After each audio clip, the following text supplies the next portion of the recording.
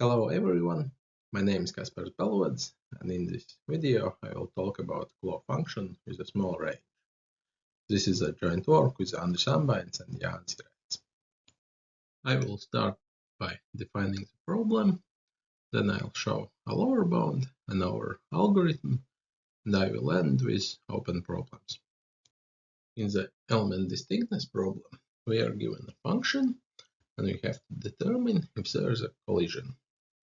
That is two inputs on which the function gives the same result. The claw problem is a similar one, but now we are given two functions. And again, we have to find a collision, but we are not interested in collisions among one function. We have to find a matching value which appears in the outputs of one function and in the outputs of the other one. We denote the size of the domain by n and the size of range by k. And we are interested in quantum query complexity of these problems. So we assume that the values of the functions can be accessed via queries to an oracle, and we want to minimize the total numbers of queries that we make. Another way to look at this is that we are given a list of numbers in the case of element distinctness, or two lists of numbers in the case of claw, and we have to find if there is a duplicate entry in the case of element distinctness, or is there matching entry in the case of claw. And as you can see, we denote the size of the lists and the size of the ranges in the index, like here. The complexity of claw and element distinctness was first examined by Burman and others in year 2000. They gave a lower bound n to the power 1/2 and an upper bound n to the power 3/4, which was later improved by Ambainis using quantum walks to n to the power 2/3. This was for element distinctness. It was also soon realized that the same approach works for claw. And Aronson and Shi proved that this algorithm is optimal if range is at least quadratic in the size of domain. And eventually it was proven by Ambainis that this bound still holds if k is at least n. The setting we are interested in is where the range is smaller than the size of domain. So for element distinctness, this case is trivial because if the range is smaller than the domain, then obviously there will be a collision. But for claw, this case is still interesting as long as there are at least two values in the range. But this case was not previously researched, so only the trivial bounds were known. We have a square root of n lower bound from the unstructured search problem, and we have an algorithm with complexity n to 2/3 from the general case, and we also have a simple algorithm that does a Grover search over the values and another Grover search over the elements to find a collision with that value. And our results are we give a better lower bound and an improved algorithm. For the lower bound, we use p-search problem, which is a promise problem where in a list of blank elements denoted by star here, we must return the value of a non-blank element. And the promise is that there's exactly one such element. For example, here in the list of 8 elements, of course, the answer is the value of the non-blank element. And the quantum query complexity of p-search is a square root of number of elements. And for this function, it has been shown by Brassard and others that a composition theorem holds. That is, if we compose another function with p-search, then the quantum query complexity of the composed function is the complexity of the first function times the complexity of p-search. Note that for arbitrary functions, such composition bound works only in the case when the second function has a Boolean output, and there are counterexamples with functions with non-Boolean outputs. However, the output of p-search is not Boolean, but this bound still applies. So, to obtain the lower bound, we compose flow function with a p-search function and reduce it to another flow instance. So this by this composition theorem, complexity of this flow function must be at least quantum query complexity of this flow function times complexity of p-search, which is k to the power 2/3 times square root of this, which works out to square root of n times k to the power 1/6. And let me show this reduction. We have this blue instance of Clove, and but we don't have access to these elements. These elements come from outputs of p-search function on these columns of elements. So one column is one input to an instance of p-search. So for example, this 3 is the output of p-search of this column. And so this is a structure of our composed function. For each column we get a value, and from these values we want to compute flow.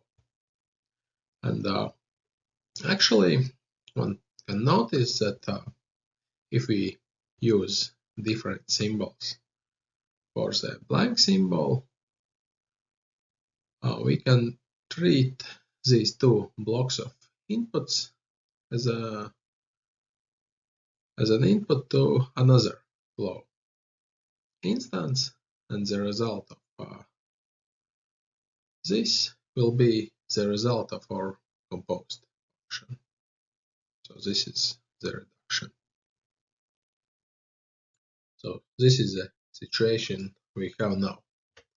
On the x-axis we have the value of x, where k is n to the power of x, and on the y-axis we have complexity, which is expressed as n to the power of y.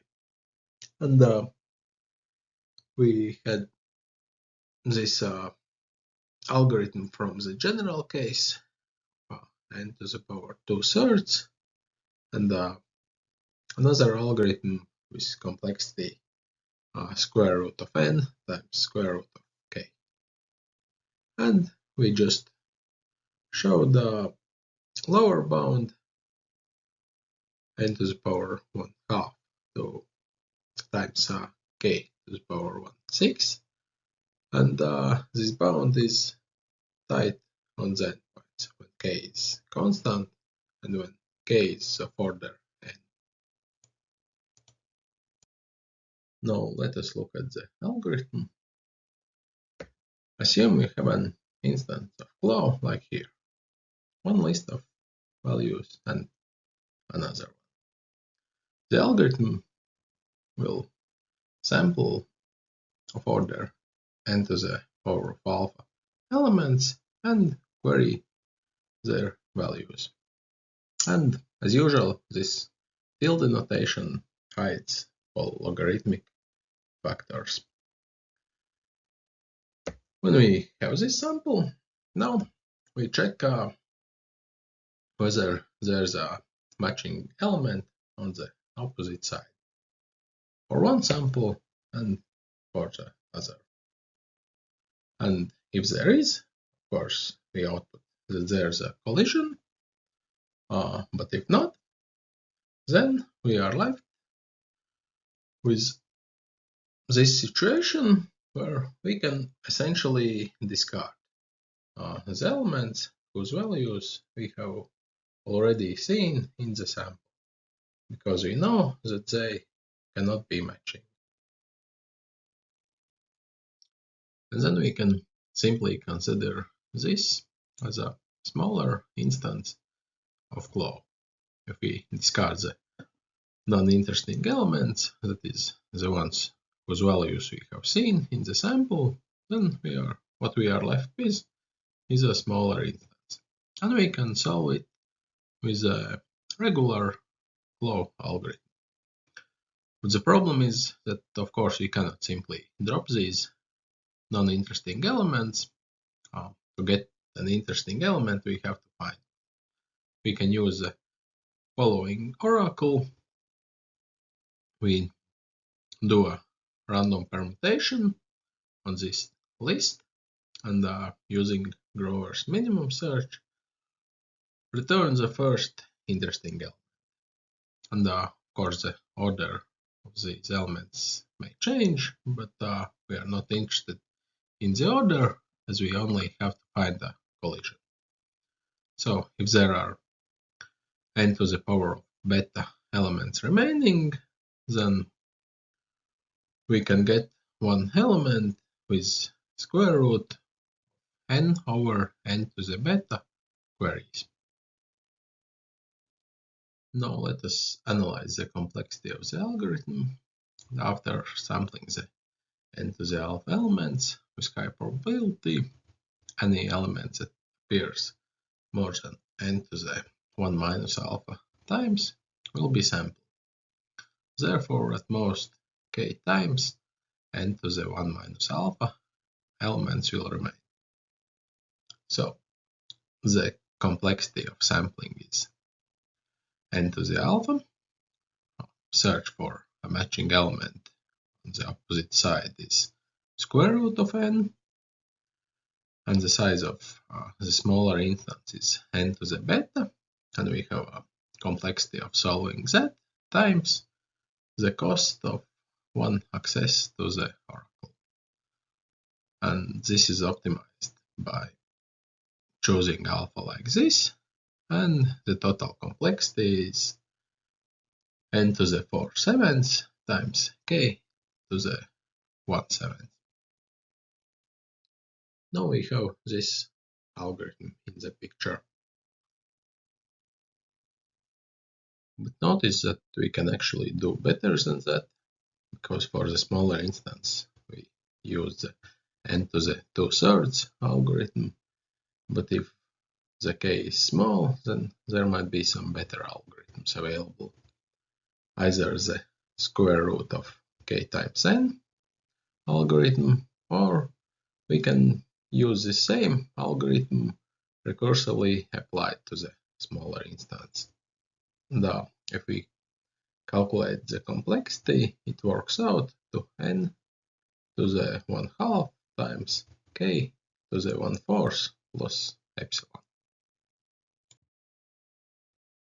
So this improvement gives us this line here.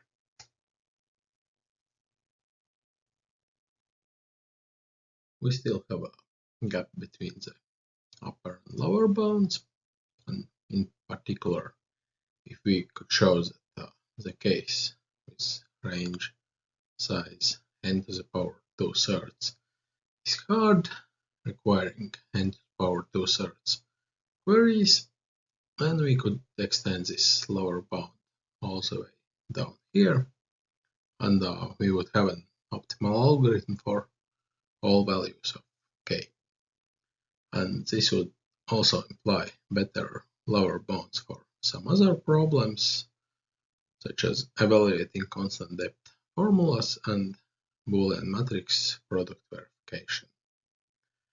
The potentially hard input is one where half of the values appear only once, and there might be a potential collision between them, and the other half of the values are evenly distributed n to the power 1/3 times. Then our algorithm has to either sample all the high frequency values, or after the sampling, most of the values will be remaining.